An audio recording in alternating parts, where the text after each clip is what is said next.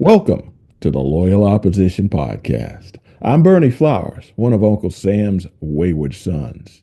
I intend to talk about important topics every week in hopes of helping to improve our country and our way of life. I ask that you like, share, and subscribe as we try to defend and protect America's middle class. So now, let's get started. Brian Colella is the author of the new book, Rid Evil, The Day the World Stopped. Rid Evil, The Day the World Stopped is a faith-based novel and the first volume of the Rid Evil Revolution series. It's full of romance and comedy and drama, and is filled with suspense over the uncertainty of the Earth's future and what God has planned for all of mankind. This memoir was made possible by many of the author's real life experiences and his love of our Creator. Rather than me rambling on about this story myself, I will ask the author, Brian, to tell us more about himself and his book. So, Brian, how are you today? I'm doing well. How are you doing, Bernie? Man, Thanks for I having am. me. Oh, man, I appreciate you taking time. I know you got a lot going on, but the fact that you're taking the time to talk to us, that is awesome. I want you to tell us a little bit about yourself and then about your book, because you got a pretty unique background. Yeah, well,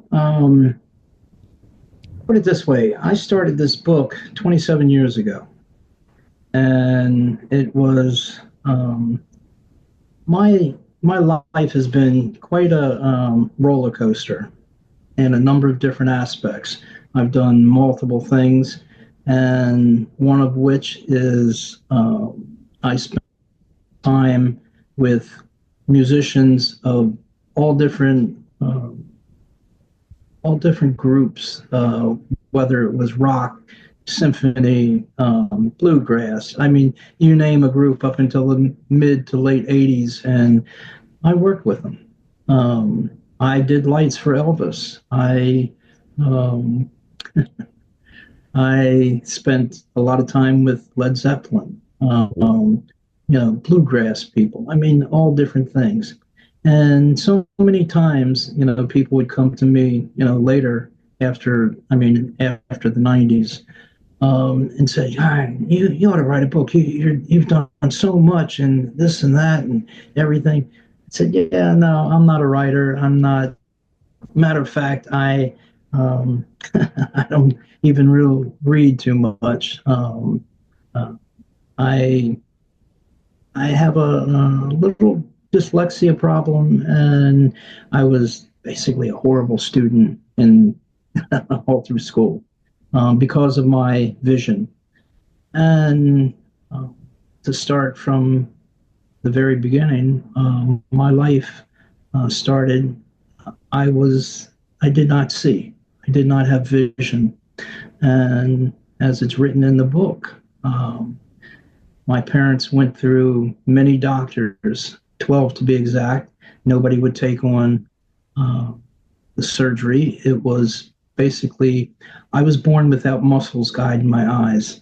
Wow. So at the age of 18 months, uh, this incredible doctor basically took it on. And it was a 9.5 hour surgery.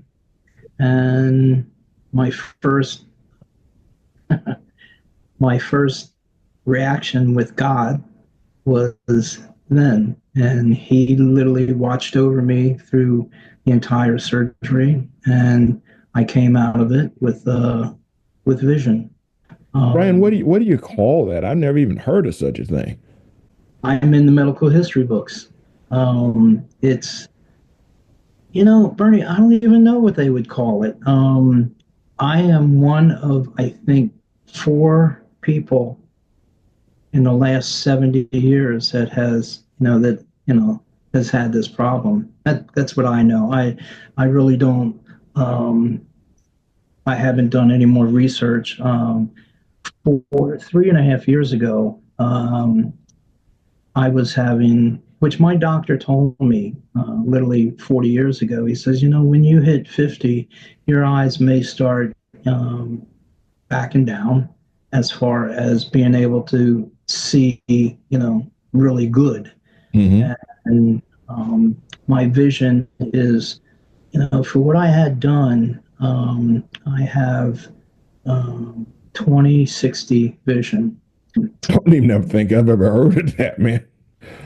Most people have 20/20, but this eye right here, I don't know if you can see it that well, but there's still scar tissue in here. Yes, I can tell And something's not quite right. okay, well, basically, you're looking at my eyes have literally recessed back into their sockets Wow. because the muscles, they didn't know what, 65, 68 years ago, they didn't really know, what was going on. Said he took this on because all the other doctors said, it's never been done before. This is a muscle transplant, and they took basically muscles, different parts of my body, and put muscles in my eyes. Unfortunately, in 19, 1999, I was in a very serious motorcycle accident. Again, another out of body. But more importantly, my left side of my skull was this side right here was crushed, and this part of my eye, I mean the skull, Hmm. goes like this. It's not a circular area. So that eye has literally gone back into the vision. Anyway, to get out of that, That's um, wild. yeah, yeah, that is a pretty incredible thing. Anyway, they came to me. I went to them and said, I was talking to my doctor, who happened to be the son of the doctor who originally did the surgery, and he's even thanked in the book, in the back, because I wouldn't be here with vision today if it wasn't for him. Anyway, they were going to try to see if they could possibly correct my surgery. I mean, my vision, because my left eye, I only have peripheral to this point here, where you look, you have peripheral vision, you can see with your eyeballs that are out in their sockets where they're supposed to be. Mine aren't. This one's back 4 millimeters, and this one's back 9.5 millimeters. So You're that's why. you're you're making me feel pain just by talking about this, Yeah, man. yeah. I know Um, that had to be a life-changing. I mean, those are two life-changing experiences. And is that what led you to, feel the faith to write this book? no, matter of fact, what, and I don't want to give away the book, but um, after my vision, I'm going to say problems, I grew up with, I was always, it took me, I'm going to say 10 years. I was kind of cross-eyed. And to this day, they have prisms in my lenses to keep my eyes straight. Um, Wow. I take my glasses off, and for any length of time, my literally it would start shifting. You know, so Like I said, I'm feeling pain just by hearing you, man. uh, I'll admit I'm squeamish. I'll admit that right now. yeah, it's a little interesting. Anyway, um, in my youth, I went through a lot of traumatic, things, especially with kids bullying and um, not being able to do everything a child could do. Because I really didn't have the vision. I was blind for the first 4 months of my life. Oh, And after the surgery, um, uh, well, let me back up. All right, the first 4 months of my life, they did not know. My lids were constantly closed. All right, because again, it was protecting my eyeballs. Anyway, after the surgery, and they did both surgeries. I mean, they did both eyes at the same time. So I had patches on my eyes for almost 4 months, and I had Michael, my archangel. He guided me, and again, that it's explained in the book because a lot of this is my memoirs, my life story. Yeah. Anyway, um, I turned to God really in my um, early. Um, I mean, I was 12, 10, 12, an altar boy. I wanted to just go and pray. One day I was literally so bad. In my school, I went to a Catholic school. My school was right across the street from the church, and I literally went into church. I left. It was before school, and we were, in those days, and this was literally 1962, 63.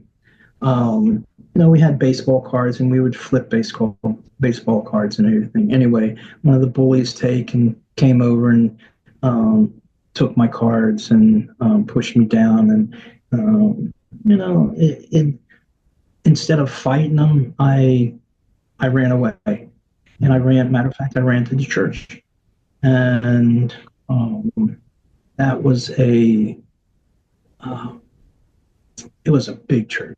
This church held 2,000 people. Mm-hmm. Those days, that was a big church. We had a big parish.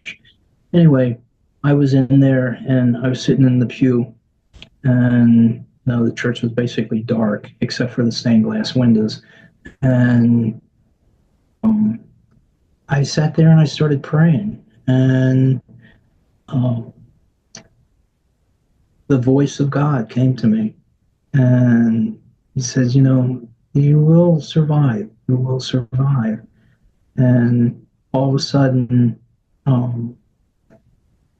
one of my friends, who was a priest, he came into the church from the rectory, and he wanted to know what I was doing there, and he sat there and prayed with me, and I talked to him for quite a while. And again, now school had already started, and they didn't know where I was, so he said, stay here. I'll go over and I'll tell them you're over here, and we'll talk. Anyway, that brought a closeness to God that a lot of people I don't know have ever experienced. Anyway, from that point on, Bernie, it was you hear the people say, you're born again. Well, it was like my whole life had changed right in front of me. And the priest came back over and he says, have you finished talking to God? I says, yeah, and thank you. And we talked a little more, and he walked me back over to school and everything. And the kids were evidently the principal. She was a nun, and she had gone into my classroom and basically, unless you've been in Catholic school, you don't know, but the nuns, you never went against the nun. I heard some And stories. she lowered the boom, and I walked back in the room, and nobody said a word, and the kids weren't around when I mean the bully wasn't around when I came back, and he got sent home because they didn't know it, but he had when I fell down, I'd cut my face, and that wasn't good. Anyway, move on to my early teens. I started. I spent all my time at church. All right, I would serve mass. I became an altar boy, 2 years before most did, and in the seventh grade, I made the decision. I met another priest who became one of my best friends in life, and I said, "That's it. I'm going to give my life to God.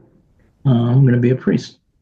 So, long story short, because I know we don't have that much time, but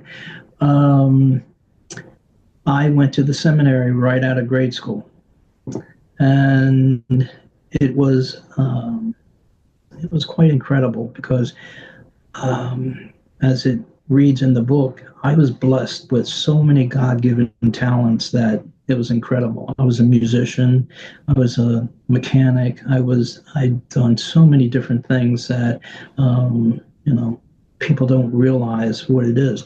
I made my first recording console. I made my first lighting system. When Led Zeppelin came into the country, I did their lights and their sound for them. And I made all this stuff from scratch, pieces of wood. So you're an engineer? Yes, yeah, Okay. I'm self-taught All right. engineer, and I There mean you go. literally self-taught. I never went to college. I'm a almost everything I've done in my life, I'm self-taught, and I have the big guy to thank for all my incredible knowledge. Anyway, Oh, what a blessing. yeah, really quite a blessing. And that's all a part of this book. That is a huge, huge beginning of my life, my early childhood, and taking it to the next level. Um, I was the one who did for the first off Broadway Jesus Christ Superstar. I did the lights and sound for it. And it just so happens that at the time, the Archbishop was in the audience. And this is while I was in the seminary. And I walked across the front of the stage, and he looked at me and he says, "Colella?" I said, "Yeah." He says, "What are you doing here?" And I told him, I said, I'm doing the lights and sound here. He says, "You are?" I said, "Yeah." And anyway, Jesus Christ Superstar at the time, I don't know if you knew, but I mean, it was the biggest thing that, Yeah, it was a pretty that big deal back in the 70s and late 60s and such. I do that's remember. it. That's it. And Godspell, I did off Broadway Godspell, um, Hair. I mean, it was a couple dozen different shows. Anyway, 71, we found out that my seminary was closing, and it was really the prep for the final seminary. And I was, um, I told the moderator, I says, I'm going to be going to St. Francis, um, which was another seminary, and you know, he said, uh, the Archbishop wants to talk to you. So okay, so I go into the office, and he's sitting there. He says, "Hi, good to see you." He said, "Sit down." I said, "Oh God, what did I do?" So, like I told you before, I was a horrible student because my dyslexia and my eyes and everything. Anyway, he says, "What are your plans?" And I said, "Well, I've already applied to the Capuchin College, but I'm going to start off with St. Francis Seminary." And he said, "Okay, I would think about that real hard." I said, "Well, why? Why? What are you saying?" He says, "My son, you have a God-given talent that you can't use that under the cloth, being a priest and everything." I said, but I mean, um, I've literally, I want to give my life to God. And he says, "You can do that and you'll do it better out into the real world." Anyway, at that, which was March 8th, my birthday, um, he said, "I want you to make a promise to God that you'll do your best and, you know, out in the real world." So I did. And Bernie, from that day on, I made, a promise. I went up to the chapel and I prayed on it, and I said, "I'll do the best I can with my talents you've given me." So And that's what drove you to write the book? well, I again, I had a deep feeling inside that my life was going to be completely different, from then on, which I did, and I changed. Um, Geez, many days. My life had so many different complexities, and different visions of doing different things to try to help people. That's how I started. And I thought, I'm going to write this down. I had my one of my teachers there who happened to be the one of the ones that what the Manhattan Project is. Very much Um, so. okay, well, Dr. Norton, Father Norton, he was one of my teachers there at the seminary, and he he basically took me under his wing and helped me in life. And again, he's thanked in the back of the book also, in the appreciations. And he says, you have many, many God-given talents, and my son, you need to um, you need to flourish. You need to just fly, and don't ever think down on yourself. You have many God-given talents that need to be used and used to the most that you can do. You know what I've done in my life, and I was told to teach so things like this could never happen again, to help stop, any type of, hate and evil and war. And I always remembered that. And he says, whenever you do something, write it down, Brian, and don't ever forget about it. Go back in years and you'll look at what you've written down, and it'll, you'll learn from it. So I did that. And Bernie, I tell you, it was um, such an interesting thing because um, I never thought of writing a book back then. And like I said, for the next, geez, 15, 20 years, that's what I did, is I wrote everything down in spiral. I mean, every day, everything I did, I wrote down, and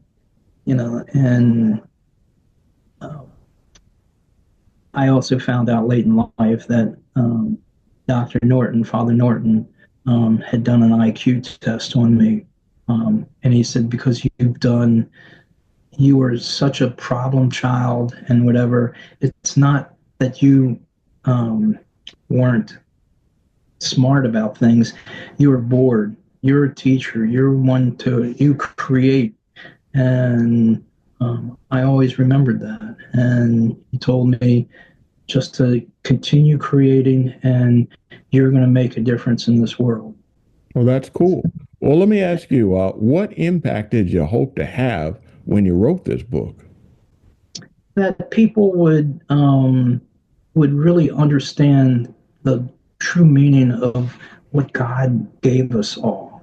Um, you know, I mean, look at the world. Look at everything that's in this world that He has given us, and all the brilliant minds out there. I mean, to this day, look at Elon. Right? He's such a brilliant guy that I have totally, I met Elon back when he started PayPal, because um, later years after that, not too far after that, I created. Um, you know what Apple Pay is? I do. I developed Apple Pay. Really? And yeah, I hold the patent. I still hold the patent on it. And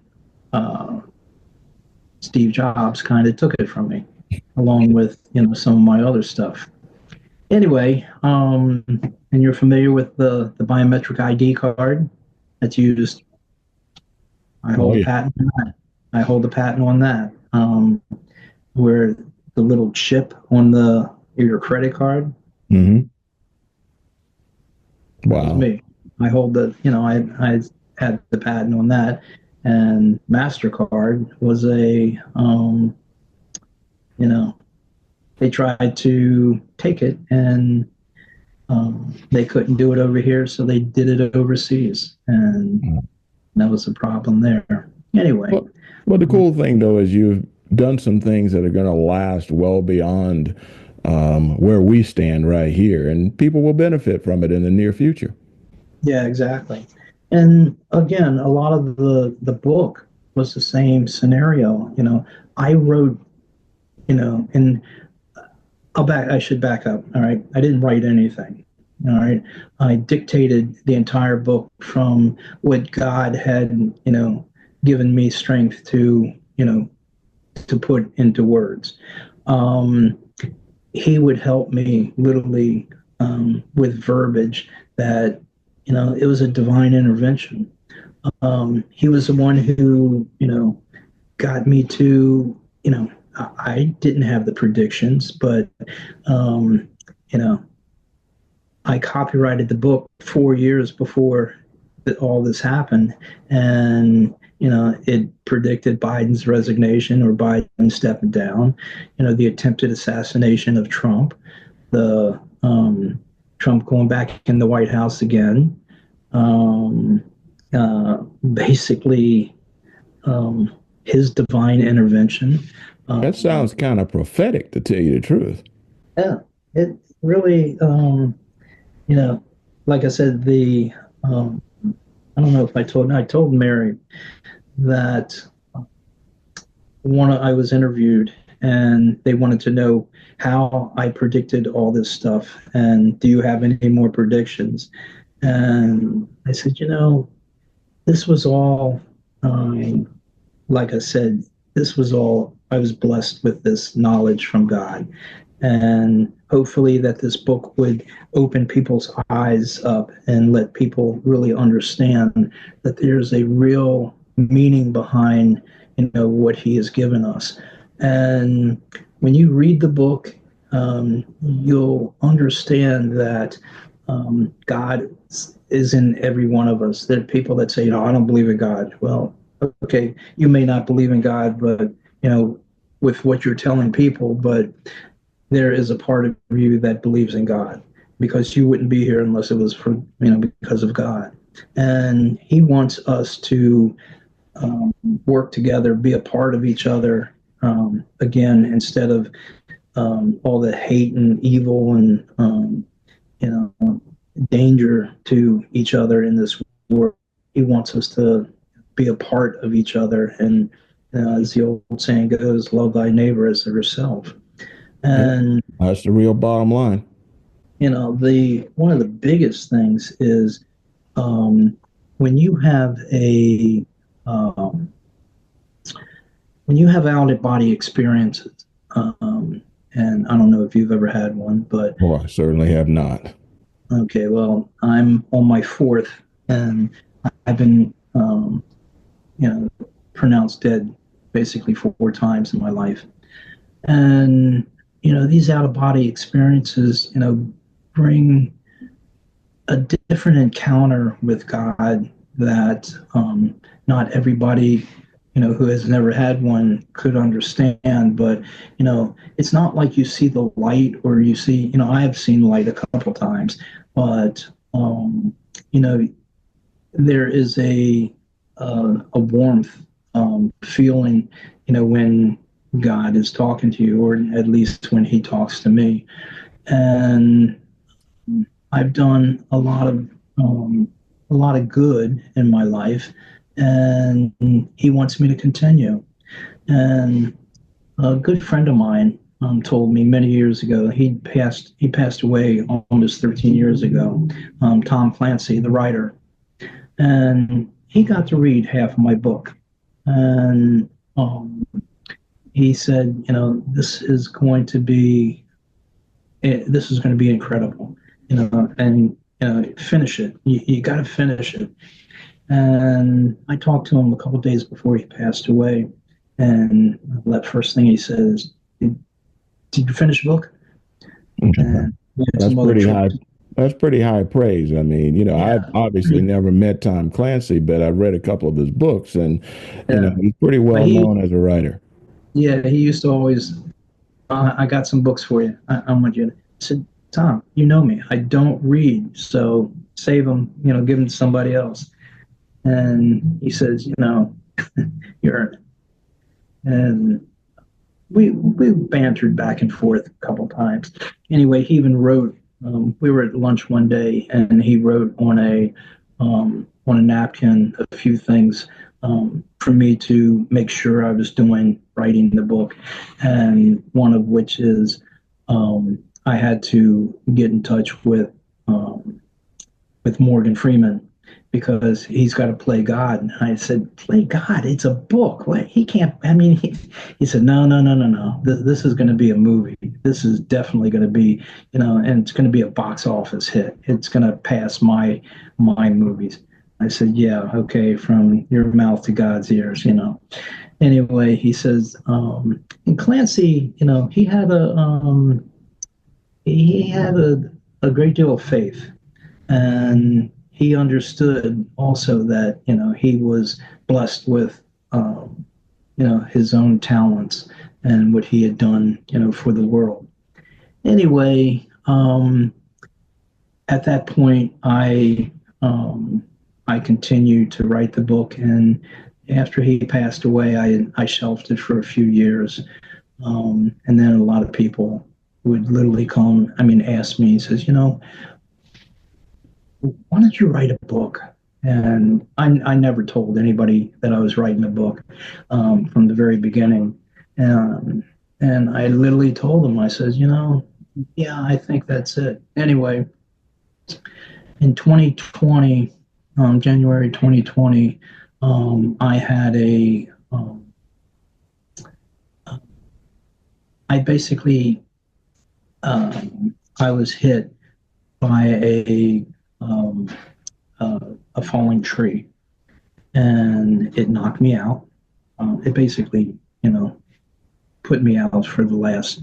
That was my last out of body.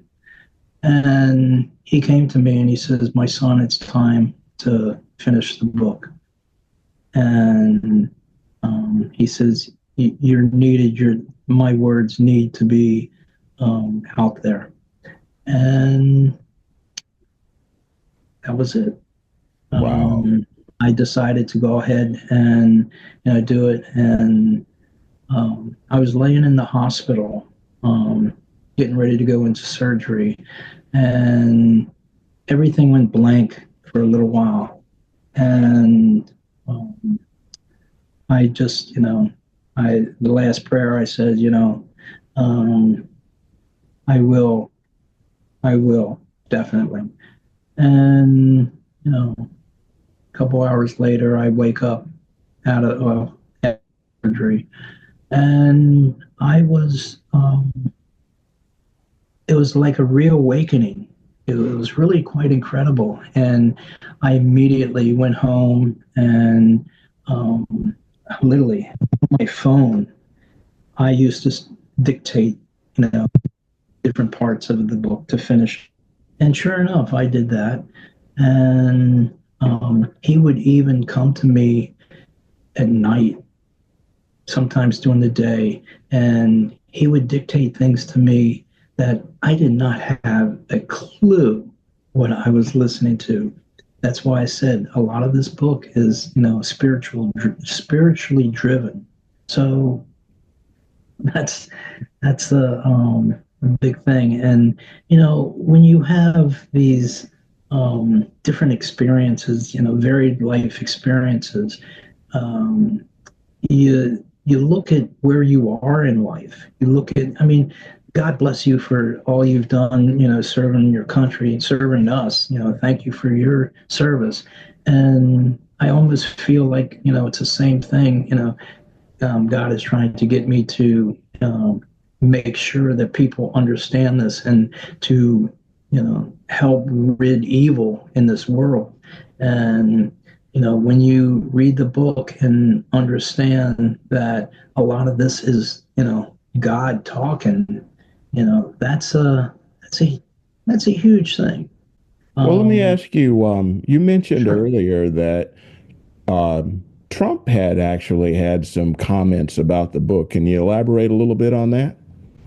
Oh, sure. Yeah, definitely. I, matter of fact, one part of the book is God is talking to the world. He stops the world. That's what basically the name of the book is. The day the world stopped. Well, God stops the world, and He's talking to the world, everybody, all at the same time, different countries and different languages, everything. And one of the last things before he starts the world and the new commandments go into effect, he says, where's the last president? Because this is where he tells Biden basically to, to move on. Anyway, he basically um, told one of the characters in the book, I want the past president back to, help get things, back to where they were. He was um, a basically good for this country, and he helped people talk instead of war all around the world. And he wanted that to be mainly understood. And so, he was in a couple of chapters of the book.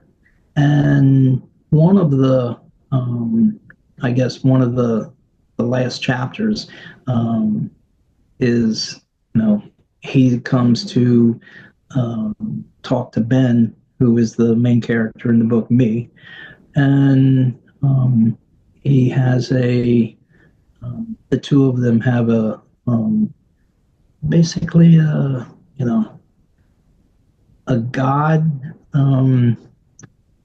How am I going to put this? um, it was basically a divine intervention between the two of us and God. And I sent him a book. I've sent him three books because the very first book I was told I had to take out the his attempted assassination. They didn't think that be wise to put in a book because it could be construed as danger. Anyway, Look what took happened. that. Yeah. So, but again, it was copyrighted in 20. Um, well, it was copyrighted. The first copyright was 2002. Second copyright was in 2000. Third copyright and final copyright was 2022. Anyway, I sent him. Matter of fact, a few months ago, I sent him the final, one of the last printings, because I wanted him to make sure that he had that way before the election. Um, and he sent me a very, very nice letter back, a note. Thank you for your kind words and taking the time to send your book. Melania and I appreciate your unwavering support of us, and we're deeply grateful. Um, God, what else was it? For your encouragement. Our nation, I kind of memorized it. Our nation is strong because of people like you, and I will. What was it? Well, no matter. The issue of the day is here is this man running for office and running to become the leader of the free world. And he took the time to respond to your book. That's pretty doggone cool. Yeah, definitely. Yeah. Um, No matter uh, what he said, the idea is that he said it.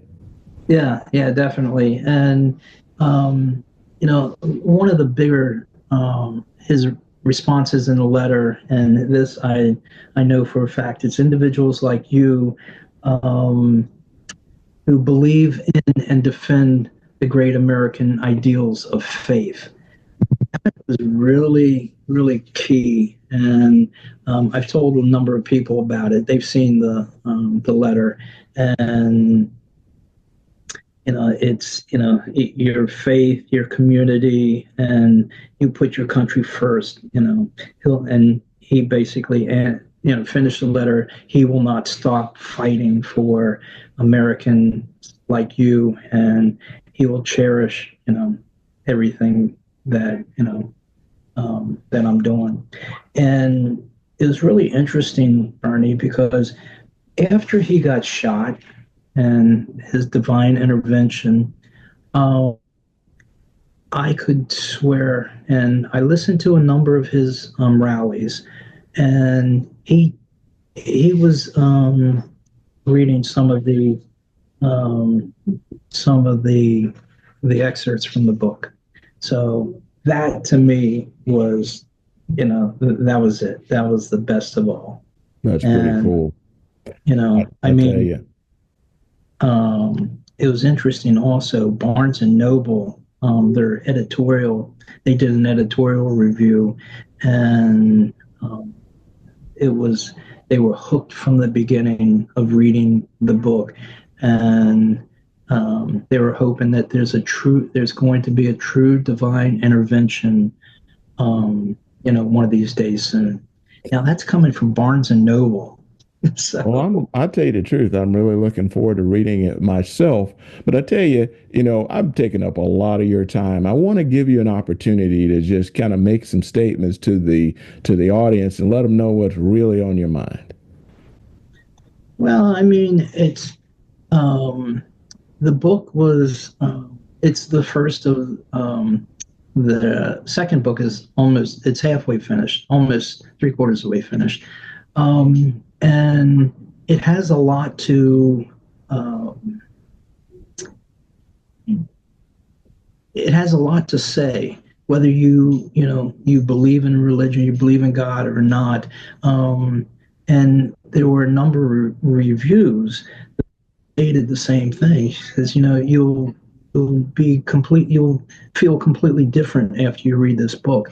You'll want to think twice about your neighbor, because one of the last things in the book says, be kind to one another, because you never know who your neighbor is. And it's like, I used to many times help other people, and you never know who you're helping, and it could be it's God.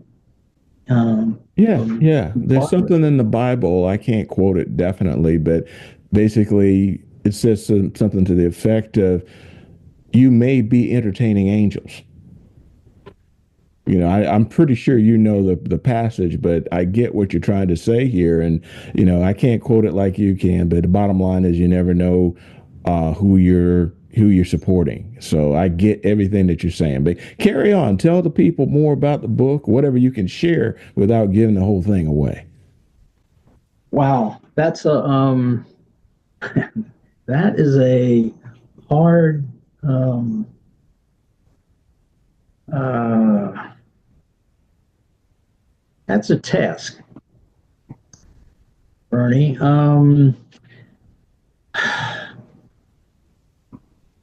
The book tells the real story of our life, basically. Mainly of my life, what started it, and what God has given us. He wants us to live in peace and live with each other.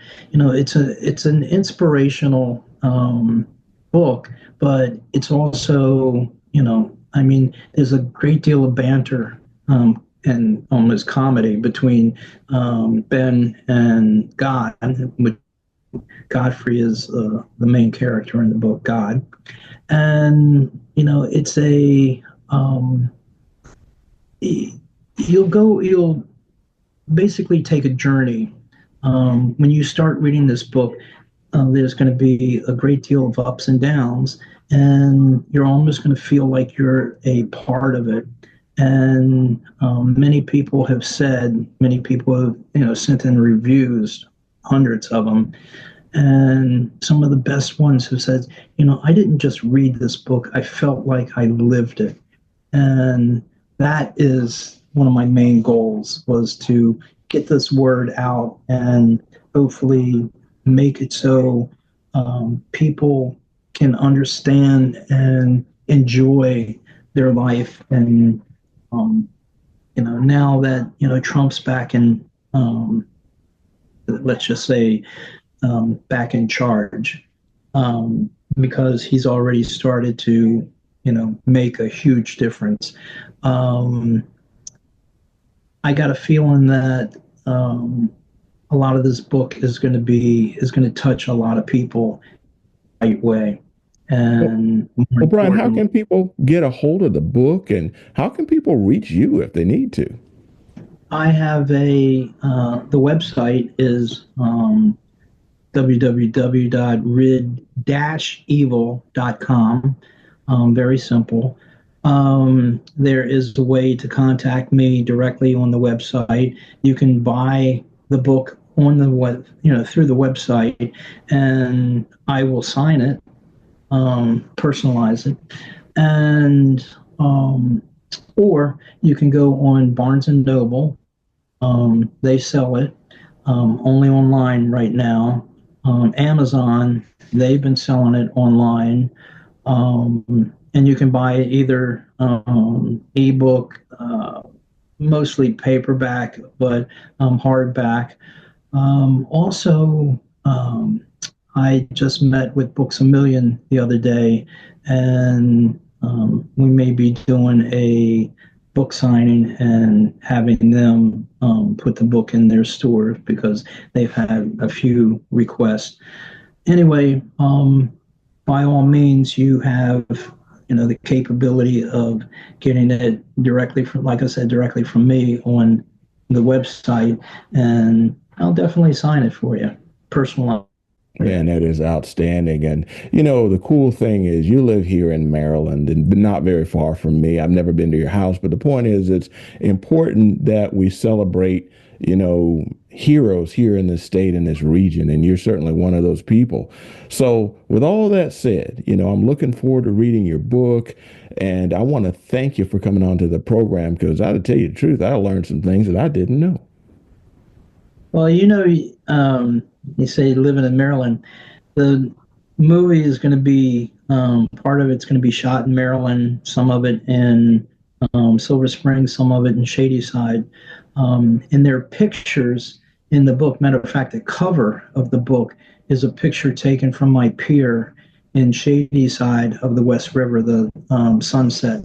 And that's a real picture, of the sunset. And appreciate you showing us a copy of it. We should have done that a long time ago. yeah, this is, and there are a lot of pictures in the book too, so, and 95% of that book is real, so, of my life. So it's something to behold and enjoy. And like I said, when you read it, you'll think differently, and I think you might change the way you live. Well, brother, I appreciate you. And I want to thank you for coming on to our podcast. And I want to wish you a happy new year, the best of sales with your book. And when it becomes a movie, I want to go see it. You got it. You'll get a free pass coming in the mail. I love it. All right. Well, Brian, that's about it for now. You take care, and thank you for coming on the program. Thank you very much. And you have a fantastic Christmas and happy holidays. Amen. Well, that's about it for now. This has been the Loyal Opposition Podcast, produced in association with Fallback Productions and Veterans for America First. Please like, share, and subscribe as we try to grow the channel and protect America's middle class. Be sure to get your copy of my book, Black Values Matter, available as an ebook on Amazon, Audible, and Apple Books. And also, remember, it's okay to disagree. But if we want our country to prosper, we must insist on unity transparency, and civility for ourselves and for our fellow citizens. Thanks for listening to the Loyal Opposition Podcast. We'll see you next week.